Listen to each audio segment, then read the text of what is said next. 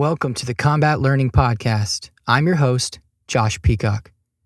My guest today is Steve Kwan, co-host of the BJJ Mental Models podcast and a Brazilian Jiu-jitsu black belt. In this episode, Steve reveals how the universal principles behind the so-called lean startup methodology can vastly enhance not only your ability as an instructor, but your ability to do self-directed learning too. This episode is really unique and is a blast to think about. So if you're excited to dive in, hit the subscribe button on your podcatcher now. So you're one of the hosts of the BJJ Mental Models podcast. Could you introduce yourself real quick and tell us about the show real quick? Sure, absolutely. So for those who aren't familiar with our work, my name is Steve Kwan. I'm a black belt from Vancouver, British Columbia, Canada. I record the BJJ Mental Models podcast with my brother, Matt Kwan, who is also a black belt. So that kind of puts us in an interesting category because I think we might be one of the only brother black belt pairs in the area. We started the podcast in early 2019. So we've been doing it for about a year and a half now, and it's grown a ton since then.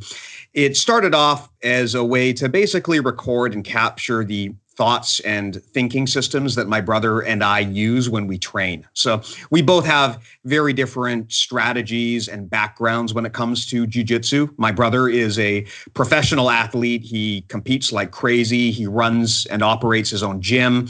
Whereas for me, I'm a hobbyist. I'm a desk nerd by day, but jiu-jitsu is a hobby for me. So I train a lot less frequently than he does. You know, he's going to be spending the significant majority of most of his workday on the mat. Whereas for me, I'm lucky if I can fit in a few hours a week right now. Of course, this is all post-pandemic at this point. I'm not training, but in the real world, back in the old days, you know, I would train probably maybe 3 times a week. So our goals were quite different. But the one thing that we kind of aligned on was our way of thinking about the art. And the big thing that we concluded was that a lot of the ways that people traditionally learn jiu-jitsu are really not super effective or efficient. So as you know, most classes at most gyms, you roll in and what they'll have you do is they'll start off with some sort of warm up and they'll have a technique of the week that they show and you drill it a few times and then there's an open roll. But a lot of the time there isn't really a level of concept thinking or of how you tie all of this stuff together. And I personally found that makes it pretty hard to actually learn how to grapple. You know, if you're just collecting individual techniques and trying to piecemeal them together, well, you don't really have an underlying philosophy of what jiu-jitsu is all about or a framework in your head that you can tie all of these ideas together from. And my brother, who trains under Rob Bernacki from Island Top Team, they kind of independently came to their own conclusion about the matter. So we started talking about it and we decided at some point to just throw a mic in front of us, and that's how BJJ Mental Models was born. So really the idea is to use mental models and systems thinking and apply that to jiu-jitsu. Now, for those who don't know, because a lot of the time this is new language for people, a mental model is basically just identifying a pattern in the world and learning how to generalize that so that you can see those patterns and make faster decisions better. I first became aware of the concept listening to interviews with Charlie Munger, who is the business partner of Warren Buffett. And he talks quite famously about how like the way that they make decisions is they look for these mental models. And as I started thinking about that and digging into that, I learned that there's this whole kind of culture of people who try to generalize knowledge in that way. They look for lessons that are more or less always true, or things that you can at least use as a guidepost for decision making. And if you identify those guideposts, you can start to see patterns in things and you can make decisions much faster, which, as you know, when you're training, it all comes down to how quickly you can make decisions. That's probably the single most important thing that determines whether you live or die when you're grappling. Awesome. Very cool. So today we're going to be talking about the lean startup methodology that's espoused by Eric, I think you pronounce it Ries, his last name, in his book, The Lean Startup. And so for people who don't know, what is lean, or especially the lean startup for anyone who might not be aware?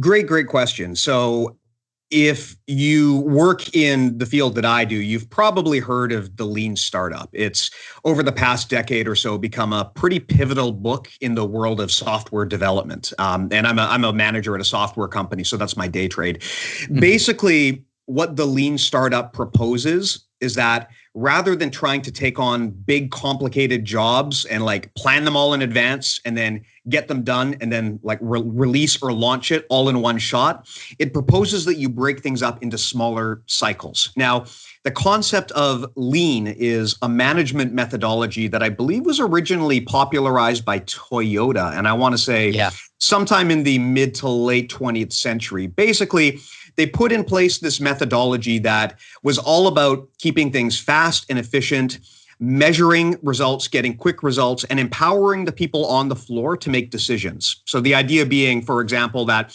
if you're running a lean process, it's not just about the CEO coming in and making decisions for everybody, but really everyone on the ground has the ability to contribute to the process as well. So it very much democratizes the process of getting things done. Now, in software, originally the way things used to be done, there was a concept called waterfall development. And basically what that means is like if I wanted to build the next killer app, what I would do is I would go off into a corner somewhere with my team and we would design it, which could take months, could even take years. And then we get that thing to engineering after the design was done and they would build it. And that would take months or maybe years. And then we'd ship the thing. And that whole process end to end for developing software can take a very long time, right? If you want to build anything from the ground up, it takes a very long time. Could take a year, could take 2 years, 3 years.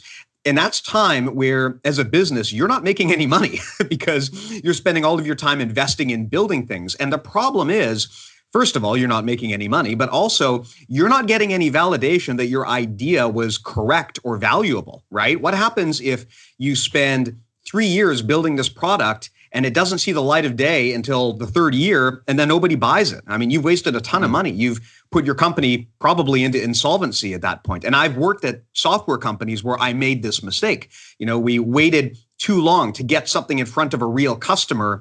And what we found was once we got it there, we'd wasted our whole efforts. So lean and agile are all about getting results faster and breaking things down into smaller steps. So the idea would be rather than, going off into your ivory tower and building a product over a 3-year period, you try to come up with something really quick that validates the idea. Very, very simple prototype often. Sometimes it doesn't even need to actually work, and you get it in front of people.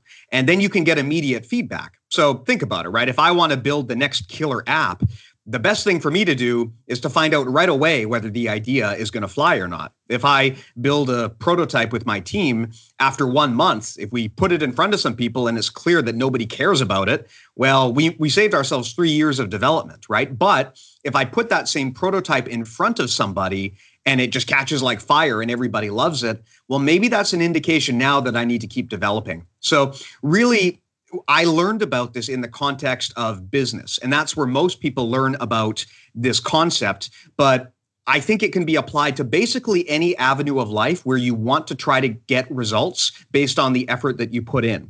And personally, I've been using that lean startup approach in jiu-jitsu for a very long time, and it's definitely worked for me. And I know a lot of other people, especially those who listen to our show, have said that it works for them as well. Great. So that's a great segue into my next question. That is, how can we adapt lean to enhance our martial arts training? Good question. So lean basically tells us, if you read the Lean Startup, and I highly recommend actually that everybody read this book, especially if you're an entrepreneur, but even from a jiu-jitsu concept, it's very helpful. It basically has two main takeaways that I took out of the book. One is it says that your goal when you're building something, when you're building a business, it should not necessarily be to get results. It should be to acquire knowledge. Where a lot of people go wrong is they try something and then they fail, like they don't achieve what they want, and they look at that failure as a loss and then they give up. But if you want to really get good at anything, or you want to really change the world, you need to look at failure as a stepping stone to success. Failure is actually a victory, because when you fail, yeah, you might not have made a ton of money, but you learn something. And a successful business, especially in the tech world, is all about accumulating knowledge. So one of the things that Eric Ries says in that book is that the goal of a startup is to accumulate knowledge. And what that means is, if you try to do a prototype and you launch something and it flops, that doesn't mean that everyone needs to be fired and they did a bad job. What it means is that you gained a bit of valuable knowledge about the world that maybe nobody else even has, and you can use that in the next go round to improve things. And I see a very similar approach in mindset and strategy when you talk about people in the jiu-jitsu world. Like the people who I train with, they refer to jiu-jitsu not as like a dojo, but they refer to what they're doing as a laboratory. So the idea is you go in there, you train with people, you try ideas, they either work or they don't. And if you look at every loss as a total failure, then you're going to basically kill your confidence. You're not going to get long-term results. But if you accept that loss is an inevitable part of jiu-jitsu, both in competition, but also even just when you're trying stuff in the lab, right? If you accept that, then you can use every situation as a learning opportunity to improve yourself better. And I think that ties back to that old saying, which I know we love in jiu-jitsu, which is, I don't lose. I either win or I learn. And that's very much applicable for jiu-jitsu. Now, the second main takeaway that I got from the Lean Startup was this thing that they call the build, measure, learn feedback loop. So their recommendation is that you basically, when you're doing these processes of building something or trying something, there's three things you need to do. First, you build it. Second, you measure how effective it was. And then third, you figure out what you learned from it. And then you go through the cycle again. And then you go through it again. And every time you get a little bit better. And the goal is to get those cycles as short as possible so that you're constantly going through this process of, I tried something, I measured the results, and I learned from it. And you're doing that over and over. And the more frequently you can go through that loop, the more you'll learn and the faster you'll learn. So if I were to draw a comparison to jiu-jitsu, I mean, let's say on one hand, I want to be a pro competitor. I want to be a world champion. Well, there's a few ways that I can do it. One is I could say, I'm not going to do any competition up until the big show. So I could say, I'm going to spend the next year just training in my gym, not actually competing. And then when I go out there and train, I either win or I lose. Odds are if you do that, you're probably going to lose. Now, on the other hand, if you're constantly training with real resistance and you're constantly doing local competitions to test yourself and you're doing this over and over and over again, you're going to get really good, really rapid feedback on whether your strategies and your training is working, and you can make adjustments right away. And it's better to do that earlier rather than later and to lose it all on the big stage, right? So the cool thing about this build, measure, learn loop is that it helps you accelerate, get better faster, and pivot faster if something isn't working. And I mean, I don't know about you, but one of the things I love about jiu-jitsu is that unlike other walks of life, you can get immediate feedback on whether what you did worked or not, right? I mean, if I try to go plata you, I'm going to know in 1 second whether it was a good idea or not, and I can adapt. In the real world, you might not get good feedback for a long time. I mean, you might not ever get good feedback. If you're at work and you're doing something incorrectly that is maybe preventing you from getting that raise or that promotion, like, I don't know, maybe you've got like a personality issue or you're difficult to work with, you could go an entire career before people actually give you the feedback that you need. But in jiu-jitsu, like, as they say, there are no liars on the mats, right? Feedback is immediate and it's effective. So it's very easy to tell in jiu-jitsu if things are working or they're not. Absolutely. Would you say that that lean could be described as a mental model for how you might approach your own martial arts training and development? I think so. I think that it absolutely can be. I mean, there's a few specific names that this concept has been given. One of the ways that I've always thought of it is, again, there's a Japanese term called kaizen, which means continuous improvement. And that's basically that's basically the foundation for lean. The thing is that kaizen tells you that, like, no matter what you do, your goal should be to try to improve and get better the next time around. That's really the root concept for lean. And I consider kaizen to be one of the most important mental models that you can use in your life. Basically, no matter what you do, your goal should be to go through this loop where you try to improve every time. It's okay to win. It's okay to fail, but you don't want to get emotionally invested in that win or loss. You want to be clinical about it. So no matter what happens, if you lose, afterwards, you look at the situation and say, okay, how do I get better next time? If you win, you do the same thing. You go through the process and you say, how could I get better next time? And you'll notice that the best competitors in the world, they're like this. They are just ravenous when it comes to improvement. They're always looking for ways to get better. They obsess about that. And that's a very important mental model, not just for jiu-jitsu, but for business or really anything in life that you want to be really good at. It's better to focus on getting better over the long term than it is to focus on individual losses today. Absolutely. So an important concept that Eric covers in his book is validated learning, and you touched on it there for a second. How could we take this idea of validated learning, the idea that you tried something and then real behavior verified that it's actually that it works, that it's true? How can we use that to help improve our jiu-jitsu games? So this is a really good question, and it's an important one to ask because, like, let's be real, especially at the more junior levels in jiu-jitsu, you can get a lot of false positives, right? I mean, it is possible for a white belt, a blue belt, even a purple belt to do things more or less wrong, but just get by on athleticism, right? I mean, I think everyone can relate to this who's been a blue belt before. Sometimes as the blue belt, you come in and the much more athletic white belt can just toy with you, right? And even at a high level, that happens sometimes where people who have inferior technique can just get by on athleticism or size. So these people can get a lot of false positives about how good their jiu-jitsu is. And I think you see that as you move up to higher weight classes. You know, when you're looking at people in the super heavyweight categories, it's pretty common that most of these people don't really have great jiu-jitsu, but they're big. And so that can compensate for it. So I've talked to my brother about this. Like, how would you actually go about identifying whether something is sound or not? And we kind of came up with two different questions that you'd want to ask. One is, does this technique work at the highest levels? Meaning, hey, if I can like go plata some white belt at my gym, that's cool and all, but that doesn't necessarily validate the technique. Can I do this technique reliably against people who are as good or better than me at the high levels? Like, can you do this against a black belt who really knows what they're doing? Because if you can pull that off, I mean, if you can find a way to go plata black belts reliably, then I'm not going to tell you that it doesn't work, right?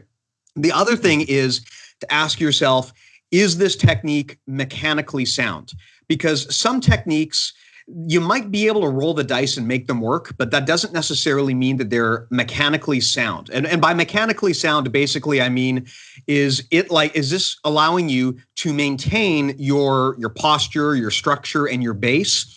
And is it actively breaking your opponent's posture, structure, and base? So for example, if I'm doing a technique, but it requires me to like stick my neck out or stick my arm out in a way that puts me at risk, I would not consider that to be necessarily a valid technique, even if I'm able to actually make it work, because mechanically I'm compromising myself.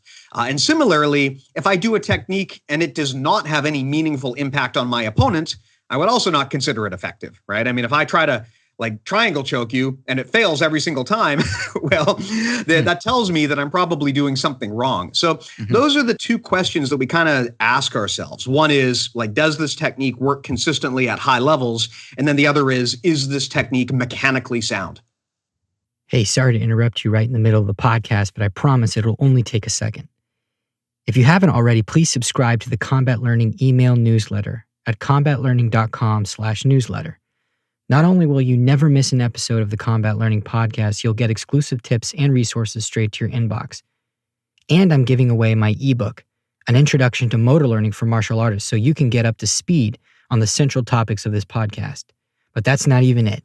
I'll also invite you to our private Facebook discussion group so you can ask any questions you want or discuss any topic related to teaching and learning martial arts. And all of this is 100% free. So go to combatlearning.com/newsletter right now to subscribe and claim all this cool stuff for yourself. That's combatlearning.com/newsletter. Excellent. So there's another concept that's pretty important to the book as well, and that's innovation accounting, which I understand as finding the metrics that matter and measuring what's going on with your iterations against those measurements. Can you add some clarity or some tips on how to actually come up with some metrics that somebody could use to help keep track of how their students are improving, or even in your own journey? Sure. So for context here, when you talk about innovation accounting, what Eric Ries is talking about in that book is that for a startup or a company that is basically focused on knowledge acquisition, the best metric might not be standard financial performance metrics. It might be basically metrics that track innovation. And I don't know if there's a really good and consistent way to do this for every single business and use case, right? It's going to vary. Right. I think realistically, obviously, you need a combination of these, because it's great to track all of your innovation, but if your company goes bankrupt, then at the end of the day, it doesn't matter. And I think in jiu-jitsu, you probably have a parallel path. I mean, on one hand, there's wins and losses, and those can be measured quite effectively, but it's also important to ask yourself about, innovation, and basically, am I improving? Am I adding new things to my game? Because that in itself is a valuable thing to measure beyond just wins and losses, right? Yeah, maybe I go into a match and maybe I lose. But on the other hand, maybe in that match, I demonstrated that I got 100 times better at De La Riva guard, and I identified a few things I did that didn't work that I can fix. Well, even if I lost the match, you might come out of that thinking that's a big win because I improved my game. Now, in order to how you track this, it's kind of tricky to do. I've seen people go totally like a beautiful mind level where they're like drawing these giant diagrams and they build databases. Like, some of our listeners send us this stuff sometimes where they'll say, hey, I built a database that tracks every single time I got a sub or got subbed in training and what date and what sub it was. And I'm thinking like, man, that's a level of crazy that I don't think is really going to help you. I think that's more administrative work than it actually is going to be benefit. But what I like to do is I try to set goals for every session. So not just competition, but even if I'm just going onto the mats for the day, or even if I'm just watching an instructional video, I try to come into it with a goal. I try to execute the goal, and I try to measure the results at the end. So basically, I do that build, measure, learn loop at the smallest level, which is like an individual class, sometimes an individual role even. So for example, let's say for some reason, I really want to work on single leg X guard. Maybe I think that's going to be my next big thing. I mean, a lot of the time you learn a technique and you drill it, but if you don't ingrain it into your habits, you're just not going to be able to pull it off regularly because it won't come to top of mind. Or similarly, maybe you do try it, but it doesn't work and you fall back on the stuff that you always do that does work. And that can prevent you from adding things to your game. And I think we've all been there where, maybe you're really good at one technique and you try something else because it's the new flavor of the week at your gym. And then you can't make it work the first time. So you just give up, which is not a good approach. So what I like to do is kind of set micro approaches. So as an example, a while ago, I was working on single leg X, and I found that the problem I was having was that I was gun shy. It is a little bit hard to get into single leg X because you've got to close the distance quickly with your opponent. And that could be a challenge for you if you hesitate. You've got to get in there right away, because if you're not holding on to your opponent, if you're just playing a seated guard, a lot of the time, if they can get the grips first, they'll just walk right around you and pass. So what I decided was, when I go to train today, as soon as I get in that position where I'm sitting down and the other guy's standing up, I will immediately enter single leg X guard. I won't hesitate. I'll just immediately try to get into an instep and then go to single leg X guard. So that was my strategy. Go to instep guard, then go to single leg X guard. And just by doing that, by setting that goal, I was then able after class to ask myself, okay, I said I was going to do this. Did I do that? And I might say, you know what? Yeah, I was able to do it once or twice. Didn't quite work out. And so I'll set the goal for the next session. Okay, let's try it again and again and again. And so I will consciously decide to add new techniques or new strategies to my game at the individual class level, sometimes the individual role level, and then measure afterwards if it works. So for example, I've got a guy that I train with who just every time I roll with him, if he gets on my back, he's going to tap me. I know it, right? So I know that his ability to take the back and take a submission is much better than my ability to defend. So what I would do is just make sure that when I roll that with that guy, at some point I give up my back, because that allows me to defend against his back attacks. And to me, learning to do that is more valuable than winning a match in the gym. So I will actually take the match to my weak point so that I can focus on learning how to get better there. Mm-hmm.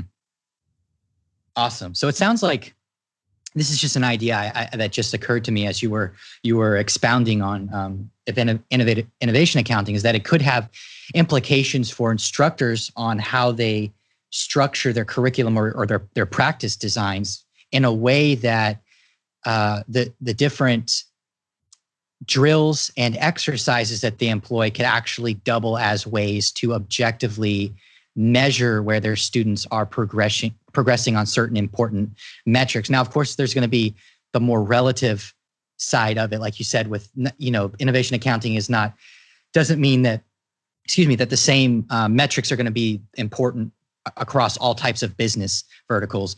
For the same thing, it could be that there's certain things in one's personal learning journey that are more important at a relative level, whereas an instructor is looking at a slightly more objective metric, so that they can figure out, hey, is this person ready to get a stripe? Are they ready to move on to the next belt level? So it seems to me like you could do something. For example, you could put together some positional sparring type of drills where it shows your ability within that range of jiu-jitsu, instead of basing everything off of how well you do in free rolling. Does that sound like it could apply? Yeah. So basically what you're saying is that for an instructor, they're going to have a different perspective and a different way to measure results than a student would, right? As a student, sure, a lot of the time you're focused on your own individual growth and maybe your own individual performance, whereas your instructor kind of has to look at the success of the team as a whole. Is that a correct understanding of what you're asking? Right. And from that, innovation accounting would look a little bit different for an instructor, in the sense that it has implications on how they structure their curriculum and the different drills that they use. Yeah, so there's a few different strategies here, right? I mean, some schools like Gracie Baja take a very regimented approach to training, where they try to make it as consistent as possible across all of the franchises around the world, whereas other instructors will tailor the situation more to what's happening on the ground and the needs of their gym. I can see the merits of both approaches. I would always personally much prefer an instructor who is actually paying attention to what's happening in their gym and making changes accordingly. But again, back onto that topic of innovation accounting, it comes down to, what is your instructor really measuring, right? Traditional accounting would tell the instructor, well, what I care about is how many memberships am I signing up and how much revenue am I making? Innovation accounting the way you measure that could vary. It could be based on just individual assessments of your students. If you're a competition-oriented gym, it might be based on team-wide competition performance. Could be on things that are more touchy-feely, like customer satisfaction. And the answer will not be consistent depending on the gym, right? It really depends on the type of culture that you have at your gym, what you value, and what people come to your gym to learn and to experience. And I don't know if there's a single answer to that, because it really comes down to every instructor basically asking questions about, first of all, what is my culture? Like, why am I doing this? What do I want my students to get out of jiu-jitsu? And then second, coming up with something that can measure that accordingly. Okay. Yeah, that's fair. So pivot or persevere, how does that apply to the training process? So you're basically talking about, like, at what point do you give up, right? How do you determine? Right. Yeah. So this is a tough question, and this is not always completely obvious, right? Sometimes if you're going down a road and you encounter failure, you have to decide, okay, is this a sign that I need to make some changes and then just pivot a little bit and then keep going down the road? Or are you basically making a decision to say, you know what, there's no light at the end of the tunnel here. This is the wrong path. And the latter is actually really, really hard to do, because, if you've invested a lot of time and money into something, there's very much a sunk cost fallacy there, where it's hard to abandon something that you put a lot of money or effort into. And it takes a lot of maturity to have that frank discussion with yourself about when something is just not paying off. I mean, I don't know if there's any hard examples I can think of in jiu-jitsu about this, but one that maybe I could bring up as from the perspective of an instructor is, every gym has a culture, and every once in a while you bring in students who don't mesh with the culture. So, I mean, we've all trained with, mat bullies and people who are just really not good training partners. Mm-hmm. Now, as the instructor, you got to be careful when you find people like this, because they can really be toxic and they can really destroy your gym. And I think for a lot of instructors, they want to avoid confrontation. They don't want to kick people out of the gym, for example. So that represents a series of challenges. Whereas, if you at some point realize, like, I can't fix this person, I can't work with them, then it's in the best interests of everyone, including your students, to part ways with that person, even if it means a difficult decision, even if it means leaving money on the table. It's hard to do, but you've got to make that call somewhere. And I think when it comes to making that decision, you have to have some idea in your head, some question you can ask about, like, what is the red line here for me? Like, what is the line that if something crosses this line, I know just not to go any further down that road? There's a lot of different ways that you could answer that question. And again, I'm not sure if it's something where you could consistently come up with a question that would apply to everybody, but at some point you have to make that call. Like for me, for example, I'll give you an idea of what I use to determine whether to incorporate a new strategy or tactic into my game, right? Because I, like everyone at kind of a more experienced level, it very much becomes not so much about collecting new techniques, but about pruning out the ones that don't really work for you and then refining the ones that do. So if I encounter a new technique, before I get too excited about it and just start trying to make it my new thing, I ask myself a series of questions about it, right? And it comes down to why I train. I mean, I'm a casual guy. I train for fitness. I got into jiu-jitsu for self-defense. I'm never going to compete. I never have, and I never will. It just doesn't interest me. So my interests are going to be different from other people's. So when I look at a technique, I ask myself a few questions. The first one is this a safe technique? Meaning, is there something I'm doing here that if I do wrong could result in pretty severe injury to myself? And a lot of very popular techniques fall into this category, right? Like if you, for example, I never do double leg takedowns just because I find the risk of them going wrong is too high. I don't want some big giant dude to sprawl on me and like bust my neck. And I have had that happen before. Absolutely. I also don't do any flying techniques because, I mean, we've seen, just like, God, you can watch tons of tournament footage on how bad those can go wrong. So for me, survivability and safety is one of the key metrics that I use when I'm looking at something. I ask myself, hey, is this something that is safe for me to do? I also ask myself, is this something that is going to work against opponents of all sizes? Because again, I mean, I'm a small guy. I train for self-defense. I'm not going into competitions where I'm fighting people my own weight class. I have no control over the size of my training partner because I train with everybody. And if I ever did get into a self-defense situation, which hopefully never happens, then I have no control over who attacks me, but presumably it would be someone bigger. So in those situations, the things that I'm interested in are, can I pull this off against everybody?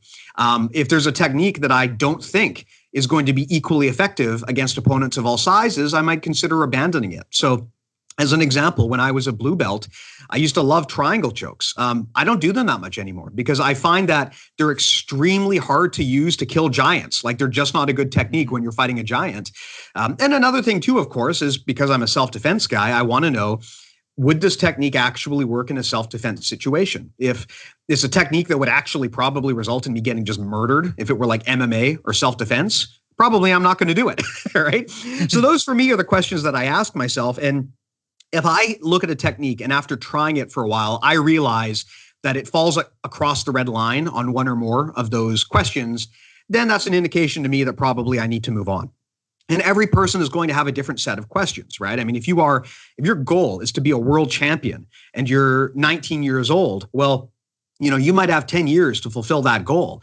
And you might then, because you're probably going to be competing with people in the same weight class, you might not care if the technique doesn't work when you're fighting someone big. You might not even care if the technique has a high percentage of injury as long as it works, right? So everyone's goals are going to be relative and they're going to be different. And I think that it's important when you're trying to come up with that pivot question, whether I pivot or whether I abandon this route, you need to ask yourself, what are like the hard red lines where if I cross that, this is like, no, this is not the thing for me. Excellent. That's great. That's a great answer. So let's say that you're not an instructor, you're a student, and you want to apply this approach to enhance your own training because your instructor doesn't really take a lean approach to how they set up trainings or how they coach their students on how to learn. I know we've kind of touched on this back and forth between from an instructor's perspective and from a personal perspective. Are there any other tips you could offer for somebody who wants to use lean for self-directed learning?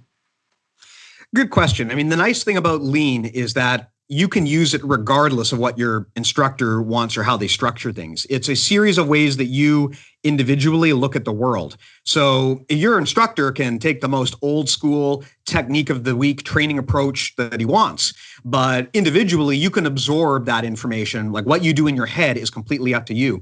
And I think, again, just to bring it back to the beginning, the best way to do that is that build, measure, learn loop, and to always build a mindset where you're focusing not so much on the immediate gratification of a win, but more on long-term improvement. So part of that is training your mindset, but the other part is seeking more immediate results effectively.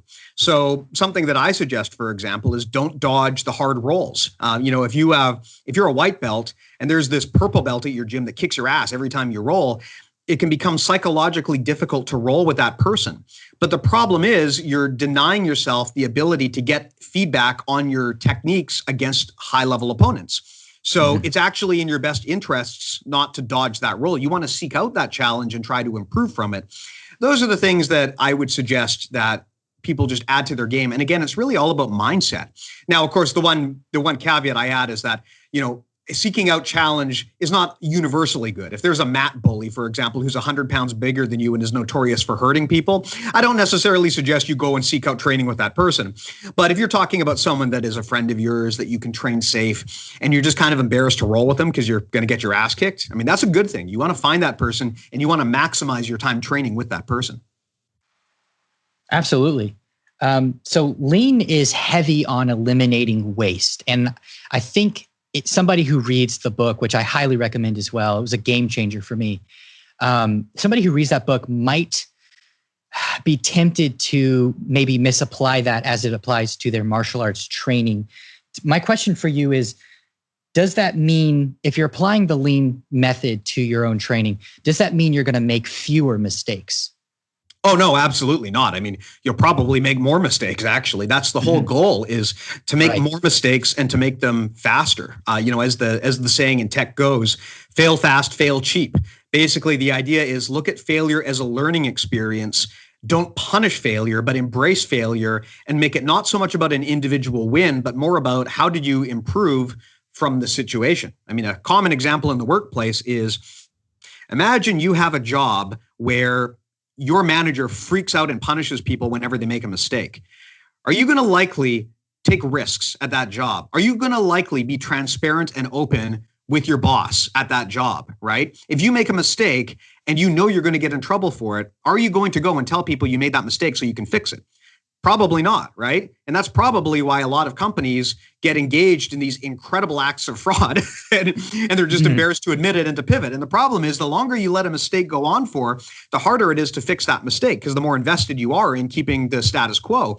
So it's similar in jiu-jitsu, right? I mean, if you are afraid of making a mistake, you're just going to do the same thing over and over again. You're going to seek out safe roles. You're going to train with people you know you can beat. And unfortunately, over the long term, that means you're not going to get better. And all of those people who are originally might not have been as good as you, they're going to pass you and they're going to wind up being better because they went in there and they challenged themselves and put themselves in tricky situations and learned to overcome them. So in all aspects of life, you never want to be in a situation where you punish people for making mistakes, and that includes yourself. Absolutely. Yeah, I feel like in the martial arts world, especially, I come from a traditional background. So we're talking about cultures where if you are trying to learn how to spin a bow, in Korean we call it a jeongbang, but a staff basically. If you're trying to learn how to do a cool maneuver with a bow or a staff, and you drop it, like that's 20 push-ups. And back in the day, I was like, yeah, okay, so that'll incentivize them to do good. Of course, back then I was a teenager, I didn't know anything about learning. Now I realize, looking back, that incentivizes you against taking risks that could actually improve your learning and enhance your learning journey and bring you somewhere quicker.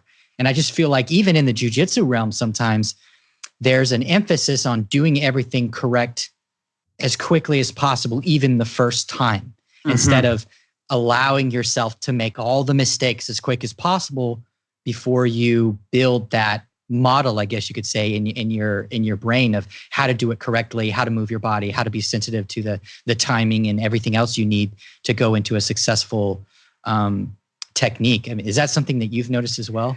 Yeah, definitely. There's actually a fantastic story about this in a book that we always plug on the show called The Art of Learning by Josh Waitzkin. Now, for sure. Yeah, I love that book. So for those who don't know, Josh Waitzkin, he was a chess prodigy when he grew up. He was a chess grandmaster at a very, very young age.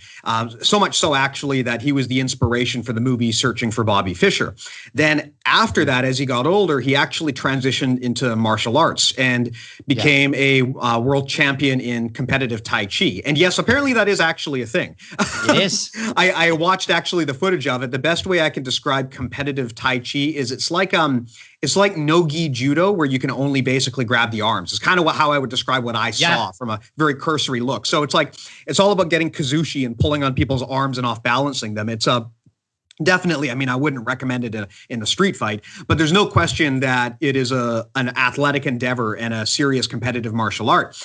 And he talks about how, and also, of course, now at this point, he's also a black belt under Marcelo Garcia, and he's one of the guys who opened the MG in Action Online Academy, I believe. So he's a good representative of the BJJ art as well.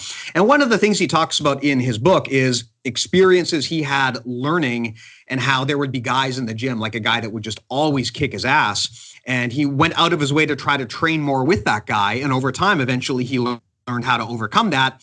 But funny enough, as soon as he started beating that other guy, suddenly that other guy didn't want to train with him again. It's an interesting example of how a lot of people, like, they try to avoid failure because failure is painful to the ego, right? It's psychologically painful to fail, especially to look bad in front of your peers. But the problem is that failure is ultimately the path to growth, and you need to be comfortable losing in public, right? Otherwise, you'll never get better. Yeah. So I just flip your frame totally to like, hey, I'm learning. I kind of want to fail. Like, I'm still trying my best, but I want to fail because now I'm figuring out what not to do next. Exactly. It's not so much about necessarily trying to fail, although, there are circumstances where you might intentionally want to put yourself in bad positions so you can learn, but it's not so much about trying to fail. It's more that you accept failure as the key fundamental part of the learning process. So it's not that you're still trying to win, but you're also accepting that failure is not bad. So it's not like you're just going in trying to lose every single time.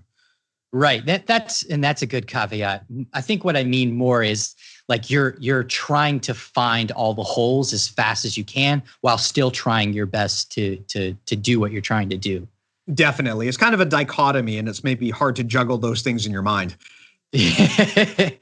Yeah, definitely. Well, man, I think I've run out of questions, but that was awesome. That's quality content. I think that's going to be really, really helpful for people. Thank you a lot.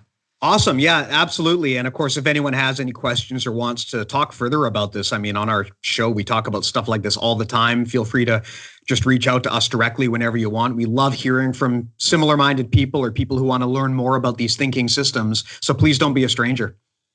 Definitely. Where can people find you at? Sure. So, I mean, our main podcast is BJJ Mental Models. You can find it on basically any podcast marketplace. It's on Apple, Google, Spotify. It's even on YouTube. You can also go and just get it directly from your browser on our website, bjjmentalmodels.com. We've also got a full online database there of all of the concepts that we talk about on the show. If you want a cheat sheet, there's kind of like a database of mental models that are applicable to jiu-jitsu. And of course, from there, you can also jump in and contact us. We've got a contact form there. But yeah, really, we love sharing this information that we've learned over the years with other practitioners, and we love hearing what has worked for them and then incorporating it back into the show. So please do check it out. And of course, please do reach out if you have any questions or any ideas for what we do. Sweet. Very cool. I definitely, I'm a fan of the show. I listen to the show. I recommend it for everyone. I think, for me, the fun, even though I do jiu-jitsu, the fun part of listening to shows that aren't speaking directly to maybe, because I teach Taekwondo and I can, the fun for me is also trying to figure out how I can take these and abstract them and apply them to other martial arts. So if you don't do jiu-jitsu, if you do a striking art or you do a different type of grappling art, I still encourage you to look in on that podcast, because you can listen to the principles and apply them to your own journey. Yeah, absolutely. One of the goals on our show, I mean, although we train jiu-jitsu, we really look to come up with mental models that explain the mechanics of the body and of the mind and how to build a strategy. And there will be variants depending on the art that you train, of course. I mean, things like weapons introduce a variable, things like striking introduce a variable. But really, the human body is the human body, and the human mind is the human mind. And some of these techniques and strategies will be mostly applicable regardless of what walk of life you're coming in from. Excellent. Cool. So I don't want to keep you. I know you gotta get somewhere, but thank you again for coming on the show, and I will hopefully talk to you soon. No problem. Thank you, Josh. Take care. Guys, thank you so much for listening. If you have any feedback, you can email me at josh@combatlearning.com or send me a message on facebook.com/combatlearning. Now, real quick before I go, can I ask you a huge favor? If you got value from this episode, leave us a review on iTunes, Google Podcasts, or whatever your favorite podcasting platform is. So many shows pop up and fizzle out. And we're talking about stuff that nobody else is talking about, and we want to stick around. So leaving us a review helps us a ton. Finally, the show is produced by Micah Peacock. Thanks in advance, and I'll see you on the next episode.